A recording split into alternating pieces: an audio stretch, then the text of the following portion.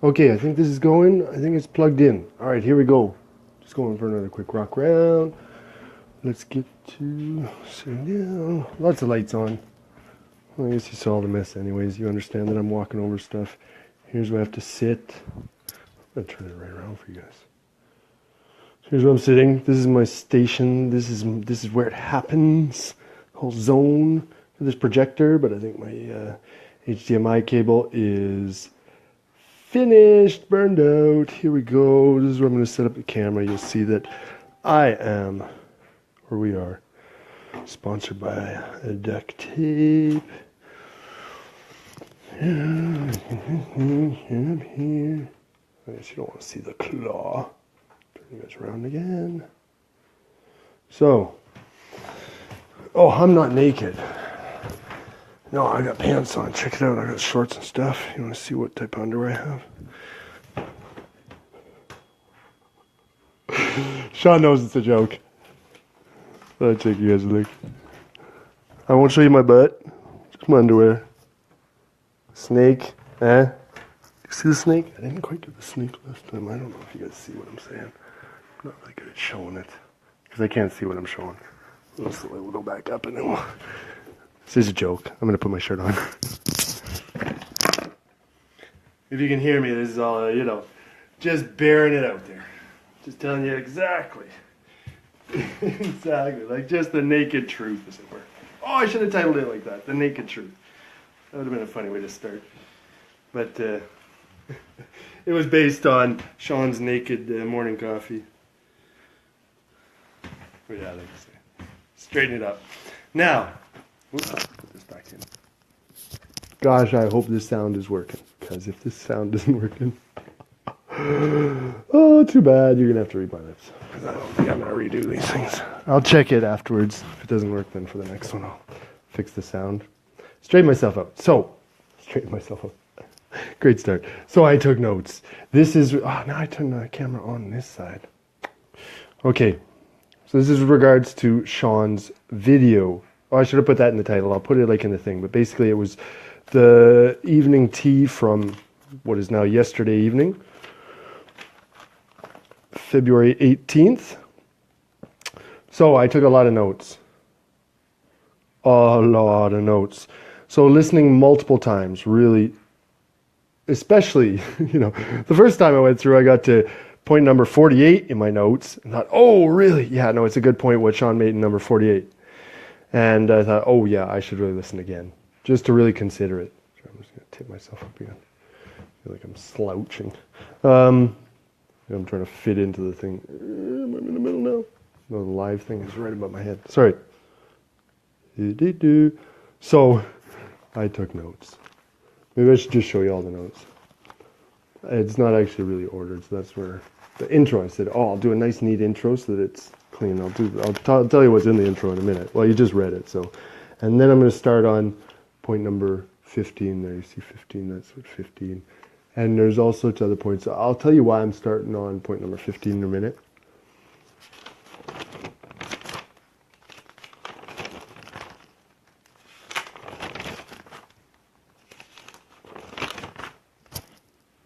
That's it. Oops, that stops there. Then it goes on to social justice warrior.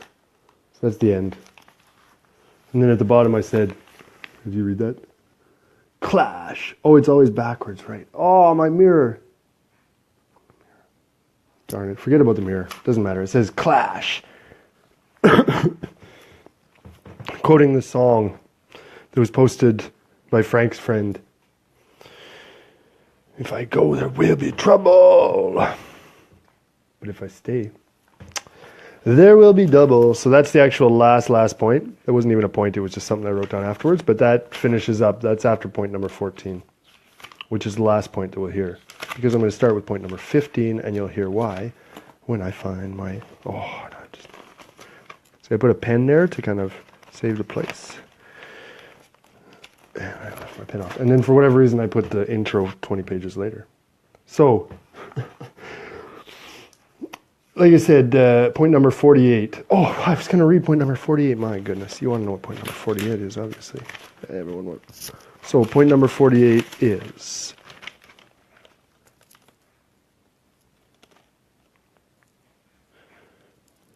Oh, it was basically a quote from Shawn. It says, "When I go live, I have to get things ready." And it's like, yes, me too, me too. I really have to get things ready. Otherwise, it's jumbled and it doesn't come out how I want it to come out.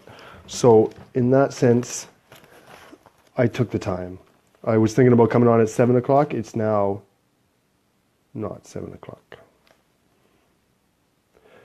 So just kind of the whole like getting into it, like I really have to think about it. And then once I did and put down 49 different points with subpoints, a lot of points, just to, for me, it was really nice. It was really good to stop, slow down, break it down, and think about what's being said in the global context, in the context of it's coming from my friend Shawn, and in the context locally, in terms of like direct questions, like, when he says, "Fraser, I've got a question for you," and just other points when he says a point on this. I've tried to suss it out, and it's kind of chronological. But basically, there was so much of it, and it became kind of that mind fuck.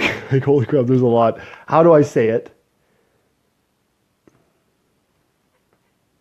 And what do I want to say? My goodness, I'm going to be reading notes. I'm going to put them not in the light, obviously, but over here so that I'm not looking down. So, but also I thought getting mind fucked, it's not always that bad. Sometimes you need that mind fuck, to just, it's necessary in order to break bad habits and that kind of thing.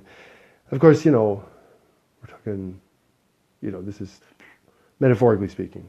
Personally, I don't like to get effed in the butt. So why am I starting on point number 15? Well, essentially, like I saw Shawn go live earlier, 7 o'clock-ish, when I thought I was going to go on, and Shawn was live. I'm like, I'll listen to him first. So I jumped in, but it was at minute number 8. So I started taking notes right away. Tuck. As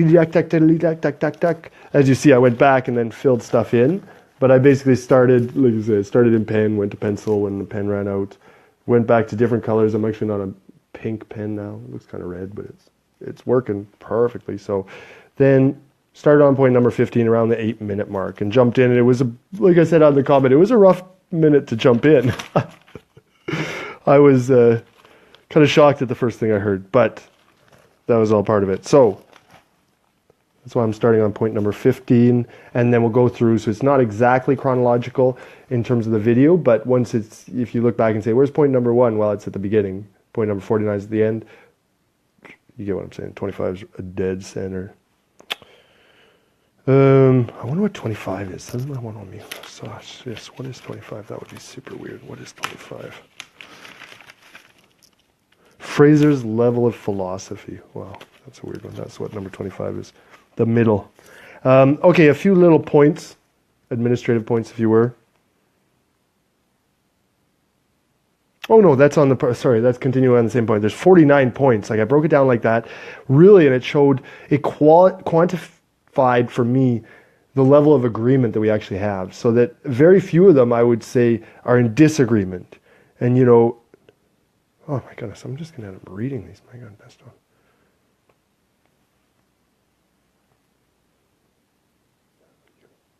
So, oh yeah. Okay, so just basically, sorry, that was, because I got those 49 points, I want to quantitate how much we are actually in agreement, so that when it's in disagreement, so like when you say to me, Fraser, you're just wrong.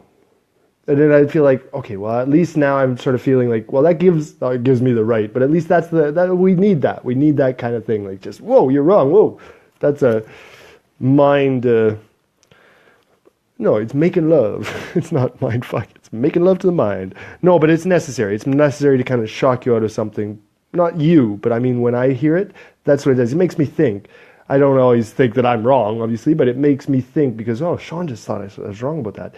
So I reflect more on that. So if I say that you're wrong sometimes, again, it's coming from that same place. It's just like, buddy, based on what I've found on God's path so far, some things you say I feel are wrong. Again, that's just an internal belief that's based on that strong connection with God and sort of the message, as it were, that I see that has been lit up by the flashlight, if you will, that is where I found truth through observation around me. It's just like some of the things you say, I just find them wrong. And I feel like I should be more comfortable in saying that, just as you are with me. So again, just like saying that. So again, how to approach this, just to make sure I'm doing it respectfully, and again, not to do it rudely. These are the 2 points of administration. So to Frank's whisper in my ear. I did eat. I took time to eat before. I was trying to reflect. I said, oh no, eat a big meal. Because Frank would say, did you eat? And then think before you speak. I also wrote that down. That's an administrative point. I always have to do that. It's a demon I've been working on my whole life. So I would say that, Shawn whispered it in my ear before, and other people have whispered it in my ear. Some people have yelled it in my face. Think before you speak is big. It's a big, obvious demon. I speak, and I speak, and I speak, and I speak, and I speak, and I speak, and I speak, and I speak, and I speak, and I speak, and sometimes I think beforehand. So that's the intro. Now we're going to start on point number 15. Obviously, there's a lot, so this video might go kind of 10 minutes. I'm going to try and keep it brief. Like I kept it point form, and I wrote down sort of, if I had a quote, I would wrote it down, and then my response. I'll try and clarify where we're at, and I'll number them as I go, so you kind of know where I'm at. So again, we're starting at the 8-minute mark, just to give you an idea of how I experienced the video, and also as a point of, agreement with Shawn that maybe the live video is lacking in that kind of way, in just that if someone jumps in the middle, they don't get context, and the intro is really necessary. So to post previously done videos, at least that gives everybody the opportunity, and it gives them the opportunity. They can obviously skip to the middle, but whereas I only got it in the middle, I'm like, man, I really wish I knew how this started, because holy smackaroli. Not where it certainly started, but where I think it was on page 2, really. No. Oh, no. Wait, what? Sorry. Just give me 1 second to brace my thoughts. 15.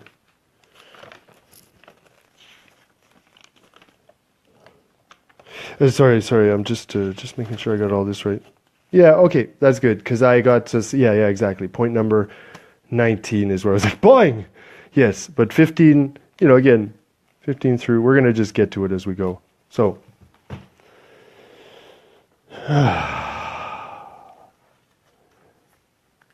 okay, so let's try and get this. Some of these I might just cut them because I don't know what it says anymore, because it's so messy. But we're going to try and get into it. So first of all, point number 15. Basically, I did drop in at that point, and that was, so I didn't say it was horrible from the start, but I think I just said that. But anyway, so where I dropped in was actually sort of, boom. He says, Shawn. Well, I should say thank you to Shawn for basically acknowledging at least the difference between Steve and I's point of view, where I did feel it sometimes it was kind of, I was being lumped in together, like, these guys. I was like, no, please don't think it was. I'm just understanding that I appreciate that, again, listening to it, that you said that I was listening. And again, that you acknowledge that's, again, I appreciate that, because understanding that it's hard to listen in that way. It's very hard. It takes work, and it takes, like, again, mindfulness to not blow over the top. I went a little bit over there, I get a little bit, raised it up just so I get a word in edgewise, I thought. But then afterwards, even that's a little bit angrier than I would have liked. But, so, oh my goodness, what did I mean by that? Amen. I said point number 16, amen. Understanding. It helps me and helps inform my worldview. Understand. Darn, I don't know what that was about. I don't know what that was about. I said, amen. Understand, it helps me inform my worldview. What does, Fraser? Listen. Okay, sorry. This is starting badly. Okay, point number 17. I think it was a comment that Shawn said about us glossing over a point based on the proof of asking for not glossing over a point. I think, anyways, whatever. It's just how, basically I was asking for proof that atheists were worse people, kind of statistical proof. And I didn't get the answer that I was looking for, like to look for even quantitative proof, any kind of proof that I could see that, a group of, say, atheists or non-Christians are behaving, I guess, much worse. I mean, we talked about some cultural practices, and that's again, that'll come up in a couple of points, but just some proof that, again, non-Christians are somehow committing more crimes, or just doing worse bad things and not more good things. I understand that, the point about nihilism is valid, but again, more for the larger population than, the 95% of people or 99% of people that aren't sort of nihilists. So that kind of point of view, those kind of people, and showing that there's a quantitative or qualitative difference, more than just how I feel about some of the people I've interacted with, like some real harder evidence. Nietzsche, didn't really get where that was going. Okay, number 18. Sorry, number 18 here. So coming together as a team, yes, we are loving. I believe that. So coming together as a team, and I believe you suggested a podcast together even. So something about you and me maybe doing a one-on-one. I believe that's what that point was about.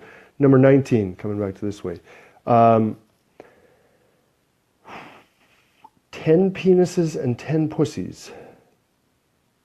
More isn't always greater. Buddhism. How did you make those links, Shawn? 10 pussies, 10 penises, more is not always greater, which is a principle of Buddhism. Or something like this. I was like, woo, or maybe I misunderstand it. I think I'd like to come back to that one because that was weird. 20, Islam and Buddhism, talking about contradictions. I think we'll get to some of those later. 21, where you're saying, well, like, in terms of truth, and sort of like, if you can catch truth or not, or if you have truth or not. And you said, well, it's something like trying to stop yourself from breathing. Amen, I agree with that. So that in that sense, that means to me that even someone who totally denies it, eventually they pass out and start breathing. So that the truth is always there, the need, and even just innate, the bodily function, the sort of the base of the brain will just keep you breathing, even if you stop thinking. That's the sort of analogy that, again, I say amen, because it's always there.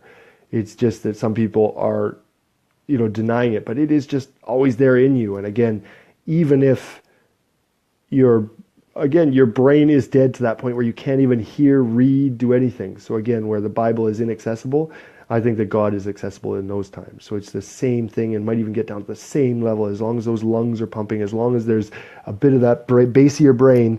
It's all you need to just keep the heart and the lungs.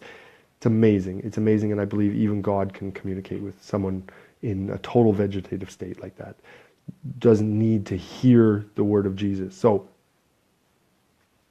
true, totally off topic. Totally off topic. Anyways, that's a point I'd like to make, is that kind of, that analogy of stopping yourself from breathing, stopping yourself from loving, somehow that we can just turn around and become murderers if we don't follow Jesus, or if we don't fully acknowledge the presence of God in our lives. It's like stopping breathing. They're not actually stopping breathing. They're walking around. They're not passing out. So they are passing that love of God at the same time. They're living their lives by the golden rule, whether they want to admit it or not. So just that's the same thing to me, in that that's where the multiple paths comes from. It's just that because you can't stop yourself from breathing, you can't stop love, you can't stop God.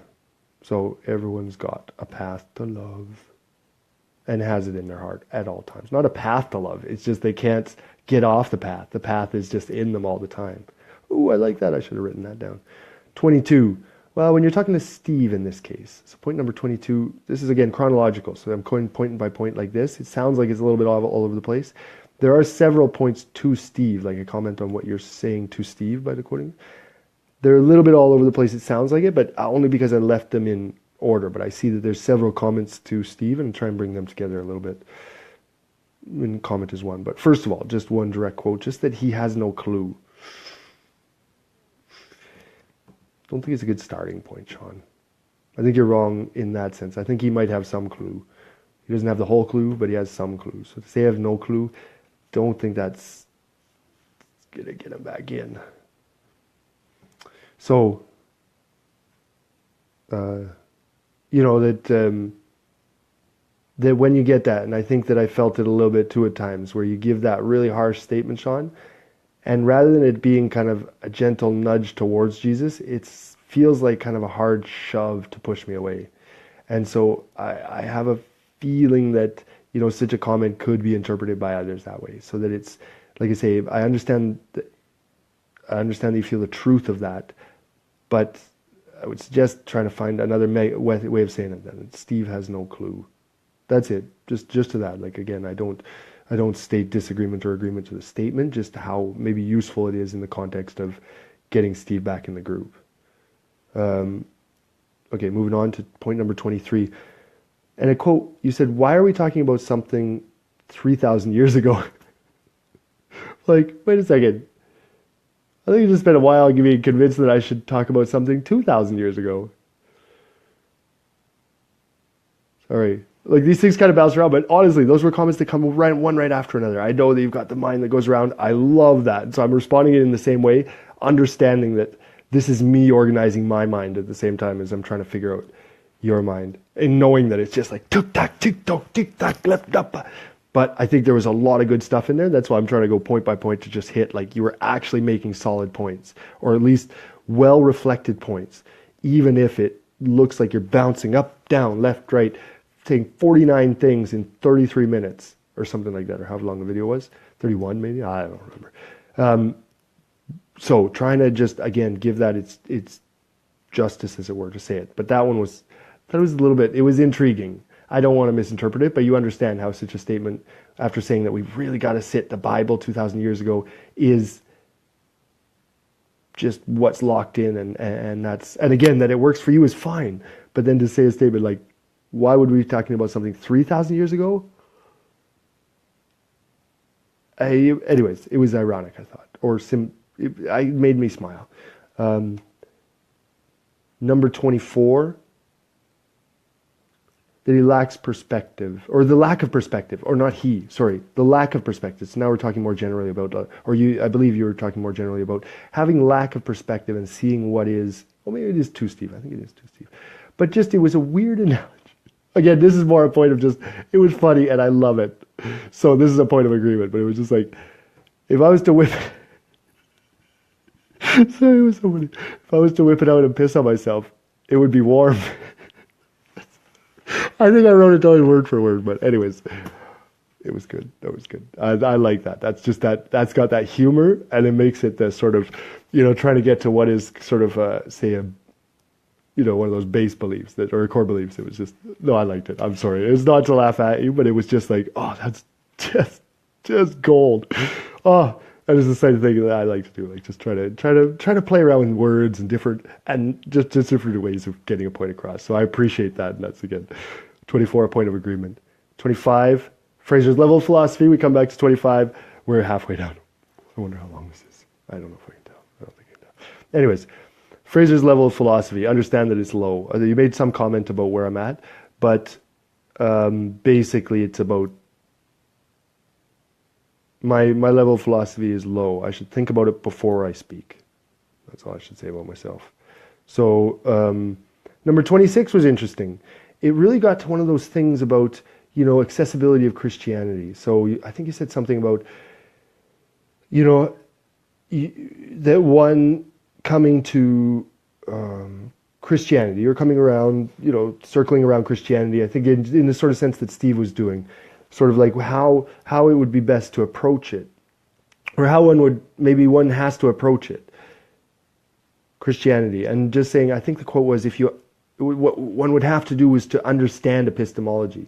It's like, whoa, and referring to point number 25, like, I've got a low capacity for philosophical stuff, I think, like, where it just, like, woof, you've seen it happen. It goes like, boom, over my head. And I think a lot of that, maybe that's what I got in with Steve too. I wasn't really getting those, the sort of the William Lane Craig stuff, but maybe on the other side sort of thing. That level of thing, like, it's just like, whoops, you could talk around me in circles. So if it is that the only way to get there is to really understand, I said epistemology. Is that the right word?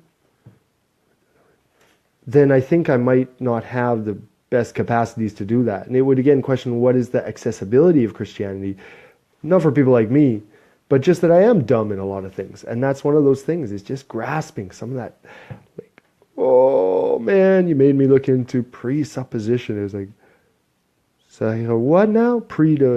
Supposing that I was Whoops. So understand that saying that sort of thing, that you have to do the deep philosophy, renders it less and less accessible for me, perhaps. That's it. So 27, understanding through observation, movement, measurables? Might be.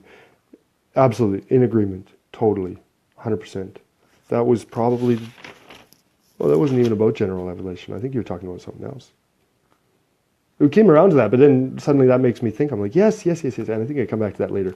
28, the time and space, thought and speech are related. That's just reality. Amen. 29, to Steve. Oh, this is a rough one, buddy. Try and make sure without that. I don't know if I should switch. I forgot. Like the last part is a little bit fuzzy. Ugh. But basically, the first part of the sentence is that he might be in a context if, or just more as a nihilist. Maybe it was just he, but he's kind of the nihilist. Is someone that could run into a church and shoot people. And I thought, don't say that to your buddy, man. He's not going to come back. It was basically that, something like that, or it was another harsh statement. I'm like, no, I don't think it's going to help get Steve back in. Just saying, I'm like, please, not please. Maybe Steve needs to hear that. And again, that's the sort of thing. It can be rough sometimes. You said it once or a few times, but it's like, sometimes it's necessary. I call it mindfuck, but it's like, sometimes you need to be challenged. All the time, you need to be challenged. So, not to say that it's wrong in a statement like that, or even the previous one that I said. The sort of, don't say that to Steve. Or did I say that? I almost said that. I don't want to tell you. He has no clue. I shouldn't say don't say that. I will retract those statements. No, just more that I wouldn't say those statements. I think that's a better way of me saying it. That's true. Because otherwise it's like me telling you what to do. I don't want to do that. So, yes, that's a much better point. I didn't say what I was going to say. Anyways, I would rather say that I wouldn't say that to Steve to help him get back in. Yeah, that's a way better way. Because I wouldn't. Again, if you said things to me that I thought were pretty rough, but then turned out to be kind of, not necessary, but very useful in a way. I feel like I'm coming on, how am I moving around? Is my duct tape not holding? Point number 30, the diagram. We got to social justice warriors in the diagram. Woo! And Luciano's diagram, maybe think, wow, we got ourselves a Da Vinci. Not like in the Da Vinci Code kind of way, but in a Da Vinci kind of, he makes cool diagrams with like angles and like, love the diagram. Also just thinking about tools, like how Luciano and I are tools. No, that's a joke. How we use tools. Like we were talking about mathematics as a tool briefly at the end of an episode, but really I thought about it like, yeah, art is your tool. Like art, I believe you would say is this like, that's your, well, and seeing that, I would say that's like your talent. And so to use that as a tool, just to almost focus or express yourself in a similar way, I would say, is how I was trying to say that mathematics helps me focus and express myself in that way, but not that I pray to mathematics or anything like that. I think that might have been how I came across. Not at all. It's not like a life philosophy. It's more like just modeling clay to pass my time and to help get out that, maybe it's an artistic kind of desire, as Shawn might have his music. I think you have music and you're painting and drawing, and I would have, like math and scribbling and talking. So on social justice warriors too, I was asking, do you think I'm a social justice warrior? Is a question. Do you think I'm a social justice warrior? Look, even the tone. Do you think I'm a social justice warrior? I don't think so, but maybe. Is Steve one? He doesn't like talking to anybody, so I don't think he's trying to convince anyone. But I wonder, are we, by that definition? I'm just wondering. That's more of a question, like really curious. I didn't think of myself as one or Steve as one, but perhaps you feel that it's the same. So I'm asking just as a question, not as trying to say it. 31, 1 plus 1 equals what? Oh, I like this one. That might take too long. How does 1 plus 1 equal 1? You put a lion and a rabbit into a cage. 1 plus 1. And then you come back half an hour later and you have 1 lion. I used to say these ones to kids. How do you get 1 plus 1 equals 3? Oh, you put 2 rabbits together. How do you get 1 plus 1 equals 10? It gets so silly. Of course 1 plus 1 equals 2. I'm just joking. 32. that my belief is entirely based on reality. That my experience with the infinite, I don't know why I'm saying this, but it's written, so I can't remember what it's actually referring to, but obviously it's between the 1 + 1 = something comment and the next one. So my belief is not entirely, my belief is based on a huge portion of my reality, what I've experienced, what I've observed, my experience with infinity and that sort of, like, again, lights, that touch inside, that spiritual touch, part of my real experience. So that, and, you know, everything around me, every interaction, that's where my belief system is based, where my philosophy, where my worldview is based on. It's just what I can see and touch. Because, like you say, other sources, as you said, the media or whatever, it's, you know, you got to trust, you know, the message that's to you, I believe. 33 was the choice to do evil. Like, we're given a choice to do evil. And that's, again, I agree with that. 34, I meant to look that up, darn it. Alvin Palant, I can't remember that one now. And Robert something in, as the modological arguments against evil. So there's a modological argument against evil or something. And that, but what really intrigued me about that, I'm so glad you said that. You said, if I could argue against evil, or in a certain way, I've got to go and look these guys up, I could make some serious cash. Are you serious? Oh my goodness. So we're looking for some serious cash coming up against here. 35 was serious cash. 34 was look into Alvin and Robert. 35, get some serious cash. Oh, we've got a business plan, guys. We're going to go at evil. United against evil. No, united against the enemy. Sorry, I was getting all worked up there. You ate, baby. You ate evil. You ate evil. Sorry. Whoops. Get it back. 36, great point. I liked how you said it. I don't believe in nihilists. You said that, Shawn. Amen. I liked that. They're not. It's just like that, you know, the crack in the stone that we talked about in the background discussion. Nihilist is just a stone with a little crack. You got to find it though. It just got a smaller crack. So 37, I believe in general revelation. Just what you said, like, it is what it is. When we're looking at the world, it is what it is. In that it hasn't changed for me, and that the physical laws of the universe haven't changed, at least in my lifetime. It's that sort of, that it hasn't changed, and there hasn't been the sort of whoosh, just an unexplained flood or miracles, like really changing water into wine. That's the sort of thing that, again, where what it is what it is the sort of general revelation. That's the you know, the standard. That's the baseline. We can all look around us, and like these mathematics is the language of nature, that these natural principles, natural laws, they hold from day to day. And that since the time of miracles, as it were, they have been so that general revelation, in that stable status of the world today, general revelation is the thing that's most accessible. And that any kind of changes in those physical laws, that would be explicit messages to the people of a time, that those changes in the physical laws in front of you, that's sort of that special revelation being given to, boing, here's a real change in the physical laws that prove the path to God, without a doubt. And so people that have seen, that have experienced that's something that, again, that's not part of my reality, and that I've never seen or experienced any kind of change in the physical world beyond, again, like into just like beyond the physical world, measurables and all that. I haven't seen those changes. And so that's, in my mind, why general revelation is so important to me. Okay.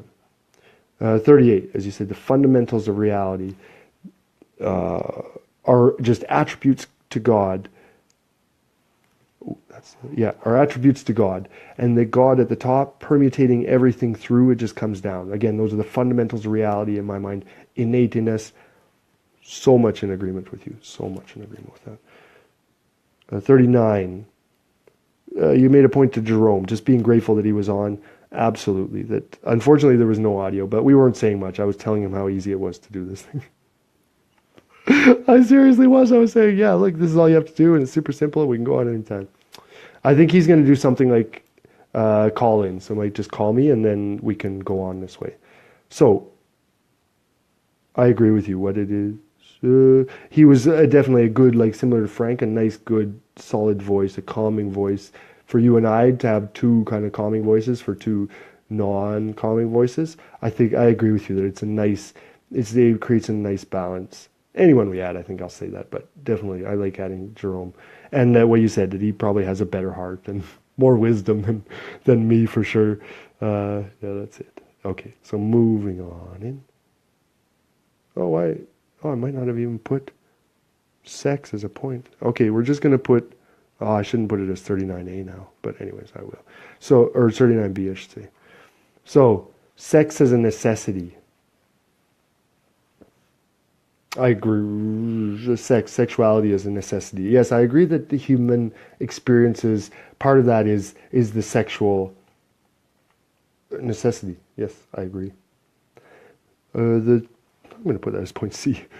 That as men, we cannot do much about it. Ooh, that one I disagree with. I think you're wrong on that. I think we can do a lot about it. And I think that we, generally as men, don't do enough about our sexual necessity. We can rein it in and not be assholes, as I have been on too many occasions. Sorry, girls. 40. Testosterone levels. I don't know why you bring up testosterone levels, dude. And especially when we talk about sexual identity, I don't think that's cool after hearing Frank's story. Testosterone levels. I also would talk about the Olympics. There's some interesting studies in the Olympics about testosterone levels and how they were going to put a limit. So they say the woman who was after a certain testosterone level, they're not allowed to compete in the Olympics because they're too much like a man. And then they did this study on seeing actually the range of testosterone levels for men and for women. And there's a large overlap. Like your average man is higher than your average woman, but there's a variability. So all the men is kind of like between here and here. Although, I say men is between here and here, higher levels. All the women are between here and here, lower levels. But there's this gap you see here where a lot of crossover. So women that have higher testosterone levels than men.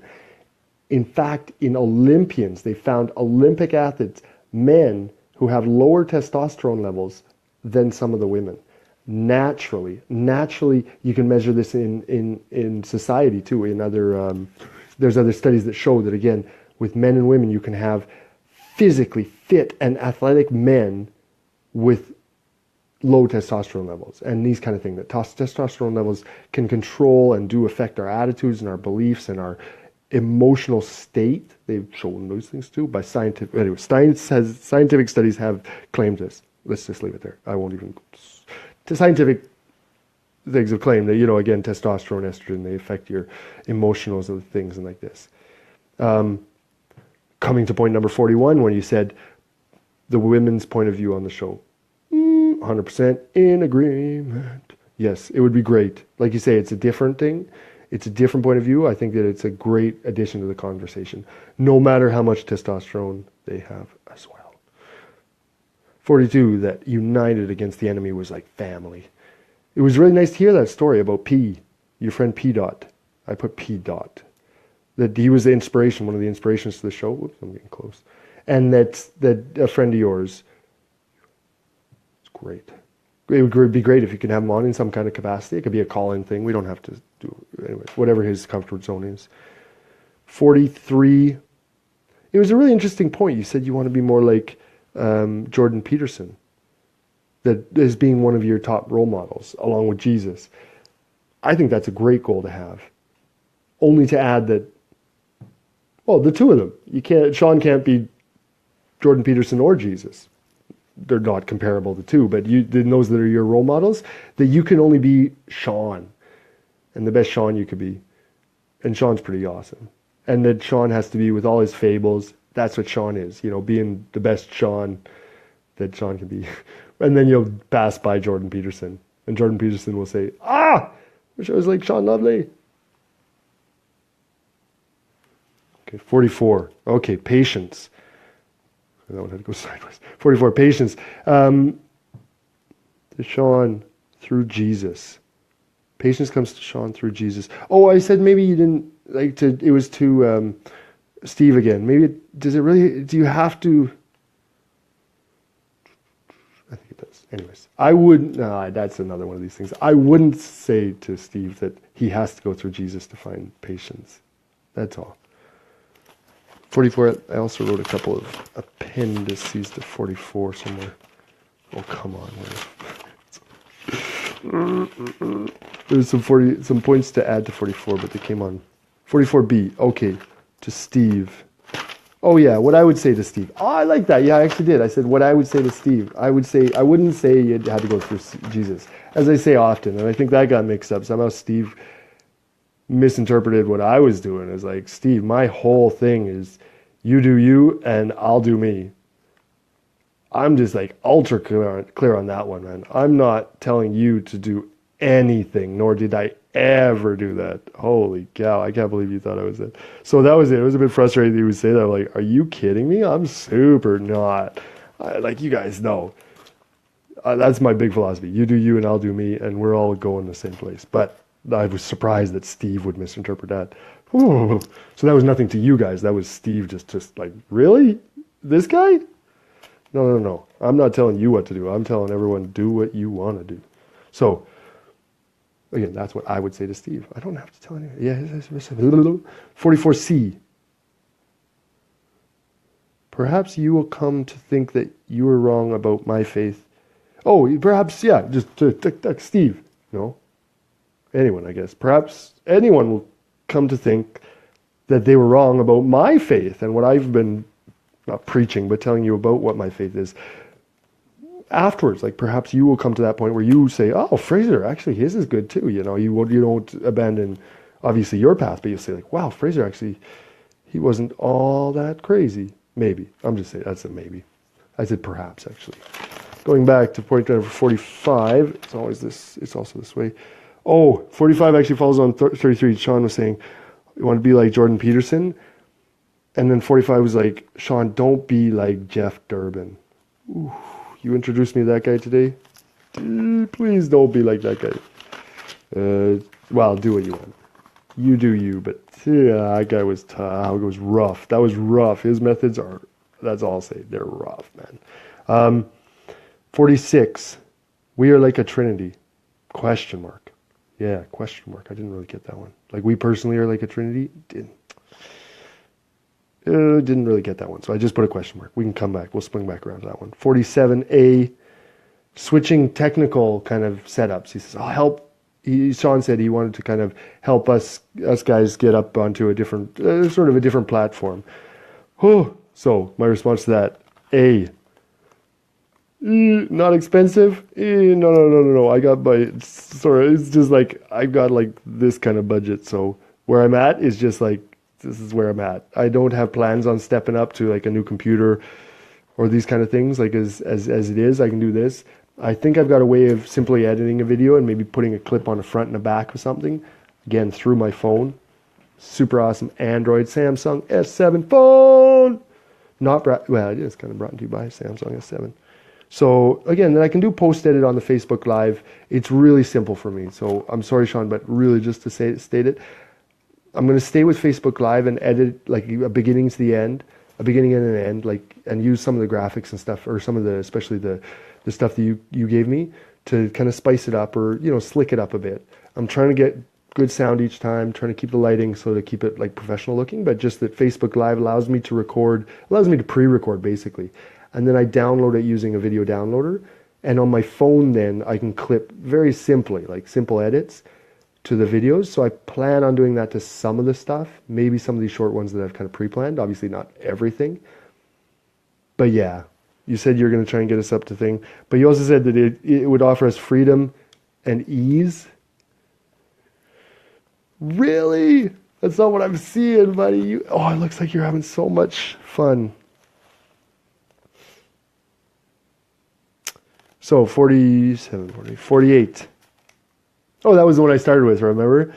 When I go online, I have to get things ready. keep it brief. I think that's going to be another one, but get things ready at least, and that's what I tried to do. So then we get to 49. We're not done. We have to go do 1 through 15 as well, so 1 through 14. The 49, though, at the end, Santa Claus. Wow. Oh, that was awesome, buddy. It was like truly Christmas. That's where I got the Christmas idea, but I was like, today was so great. You know, meeting with Jerome there, and it was just kind of, it fell into place. And then, you know, it just shocked these ideas into me. Or yesterday was like Christmas. Sorry, this is like, because Boxing Day. But yesterday was like Christmas in that, again, just, wow, just the explosion of ideas and what I wanted to say and how I do think it's a positive thing. You know, like it could, again, be double trouble, but I think it's worth it. And again, I think that after talking with Jerome and again sharing those really personal stories, I think that's just wow. It was an amazing experience. So just to try and recreate that here by sharing with you a lot more of the raw stuff, letting you like see me naked, as it were. I was wearing shorts. Come on, guys. And anyways, like, yeah, Santa Claus. So we're just learn to sing like that, Shawn. That was really good. That was like, seriously. This guy's got talent. I thought you were doing like some like really hardcore stuff, and he sings like a little, not like a little, like an angel from the clouds. You see, this is the comparison, right? You know what I do? I do a funny one with, I won a prize one time at karaoke with, what's it? Oh, shoot, Chuck Berry. My Dingling. I don't know how much I can remember it. Here's how it goes. When I was a little bitty boy, my grandmother gave me a cute little toy. 12 little bells on a string. She told me it was a my ding-a-ling. Oh. My ding-a-ling, won't you play with the my ding-a-ling?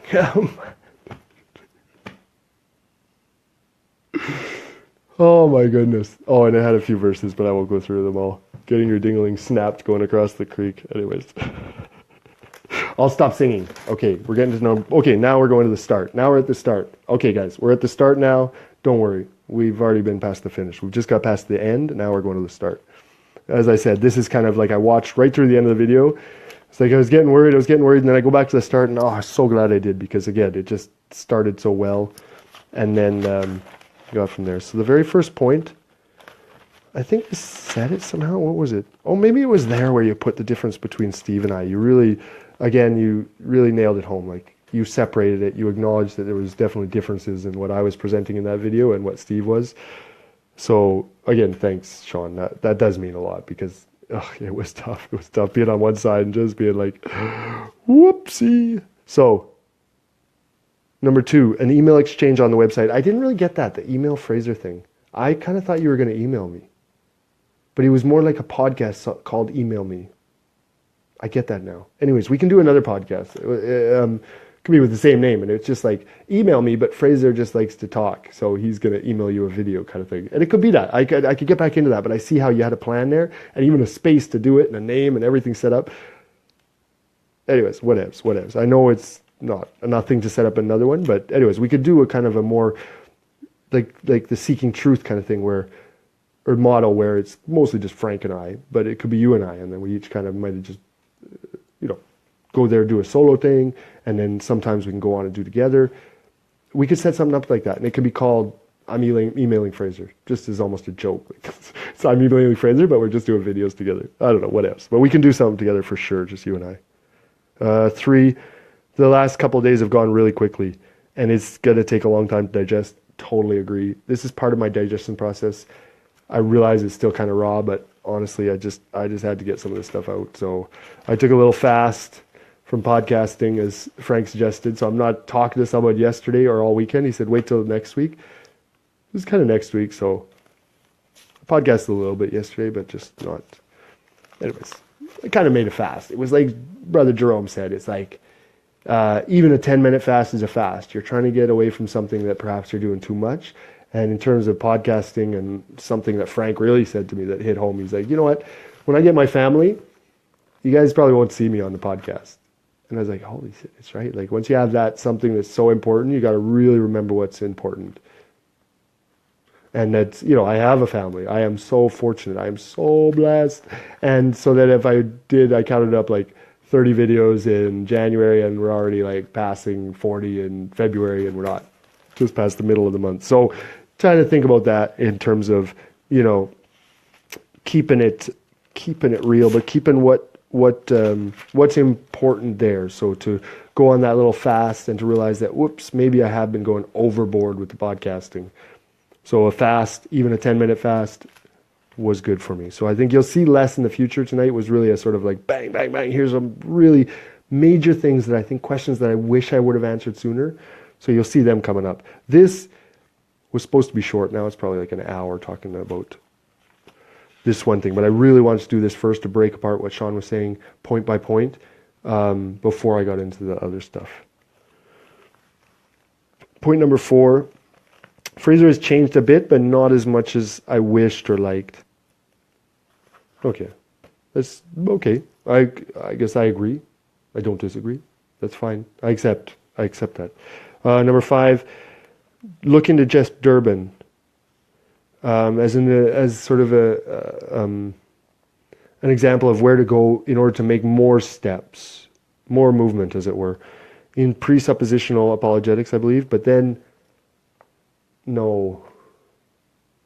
First video that you sent me was all about, it was using child rape as an argument, a moral argument. Somehow that got in there in an argument about abortion, which was unfortunate. And then I feel like that's a clear case of a red herring argument that makes the whole room stinky, and no one can actually, we didn't ever talk about abortion since. We just talked about using child rape as a philosophical or an argumentative or rhetorical element, and I think that it's unnecessary. So Jeff Durbin, no thank you.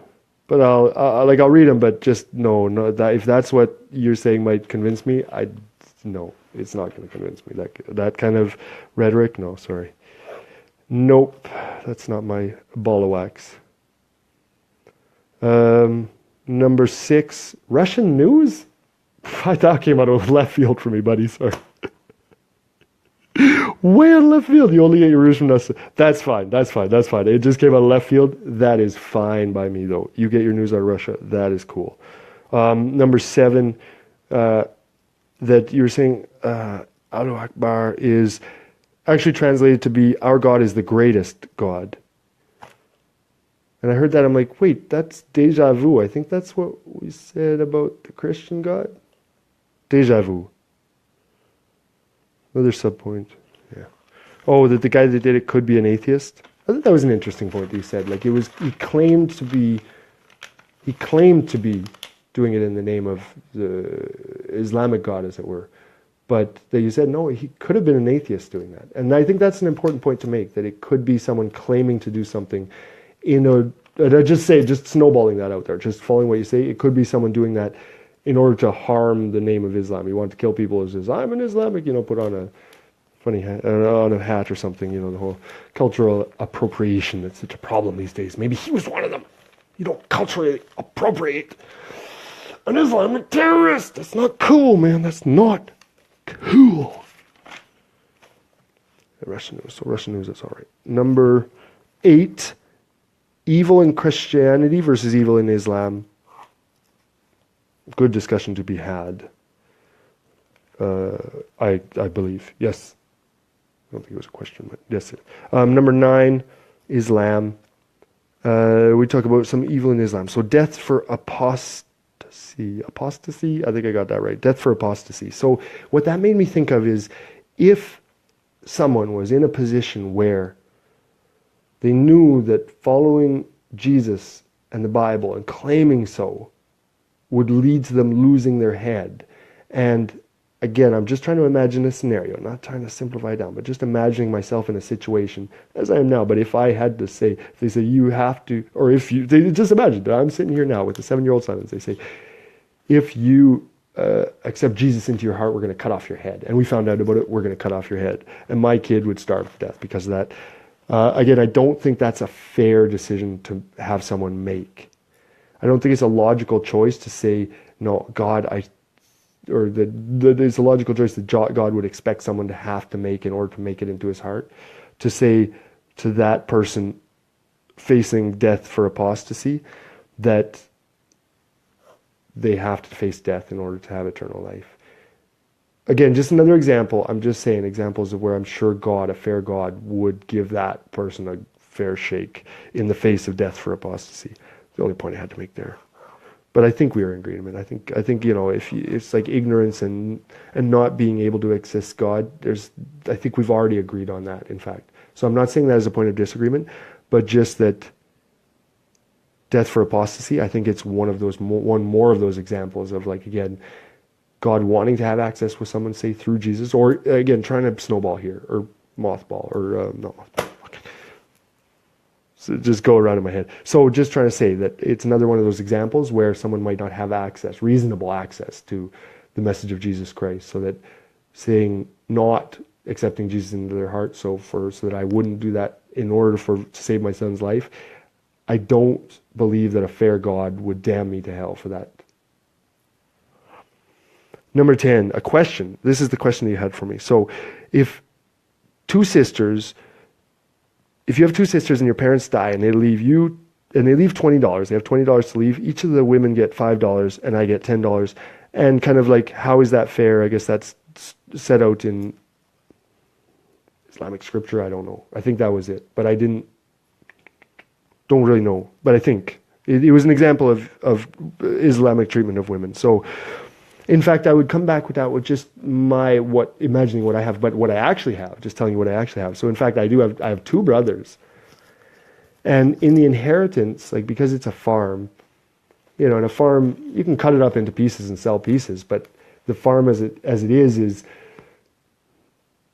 it's feeding two families, but it's not a farm that's, massively profitable. And a third of it would be much less profitable, if not a detriment to it. So while this inheritance sits in this lump, that's something that stays together in my mind. And all three of us brothers have agreed that stays together. One of my brothers decided to be a farmer, and so that's his, basically. And my parents, they're not rich people, but they said whatever kind of is left over, they would split up, and that's super cool. That's super cool. I don't need a farm. We talked about it with my brother. He says, like, if my son ever wants to go farming, he's got a place. He can go to the uncle's farm and he can take my place, as it were. So when we talk about inheritance, like, again, I don't know anything about Islamic inheritance law, and in my case, again, it's fair in the way that we decided it was fair. So I think that's the way inheritance should be. I don't know how it works everywhere, but I know different cultures do inheritance differently. That's all. Other than that, I don't have anything to say about that. All I would say is, to your question, is I don't know. It doesn't seem fair, but then someone might say my situation isn't fair. Perfectly fair for me. It's apparently worth $5 million, the farm. Do not give me that kind of money. I am so bad with money. Even that, the sort of thing that I could get a loan to, anyways, whatevs. No, I'm bad with money. I do not want access to the farm in that kind of financial way. Number 11, Muhammad giving us reasons why women are different. Okay, I don't know what I had to say that. That was your point. Muhammad gives reasons. Oh, Muhammad gives reasons why women are different. Oh, okay, that's a statement, yes. I came 12 in the biblical view of women. I think you made the point. There's a biblical view of women. I went and looked up one, and I just started reading. I swear, I went up. It's not a Russian website. It's creation.com. And just said, like, what is the Christian view of women? Christian view of women. Looked it up. I'm just going to quote, like, the second sentence. I swear to you. When we talk about proper reading. Whoops. So creation.com. Like, oof. Superficial readings of certain passages in Mosaic law and in Paul initially support such a conclusion of, again, a bias against women, say, or a negative attitude perhaps towards women. And only upon deeper reflection or deeper analysis could you see that those passages are actually misinterpreted. So again, that someone just glancing at the Bible like we're just glancing at Islam might get that same impression that Christianity it doesn't have the equal kind of footing for men and women.